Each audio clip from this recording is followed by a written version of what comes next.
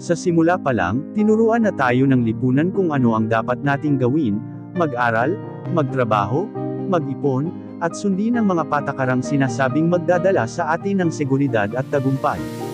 Pero ang tanong, tagumpay ba talaga ang dulot nito, o isang sistemang idinisenyo para panatilihin kang abala, sunod-sunuran, at hindi nag-iisip para sa sarili mo?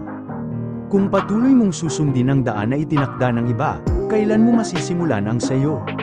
Maraming tao ang nakakulong sa ideya na kailangan nilang maghintay ng promosyon, approval, o oportunidad mula sa iba para umasenso.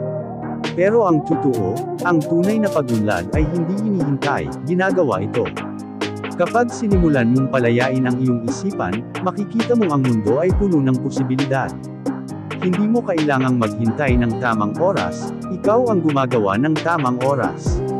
Hindi mo kailangang sumunod sa tradisyon, pwede kang lumikha ng sarili mong sistema. Ano ang pumipigil sa iyo? Takot sa pagkakamali, pangamba sa sasabihin ng iba.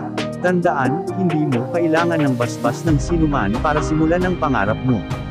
Hindi mo kailangang maghintay ng permiso para mabuhay ayon sa gusto mo.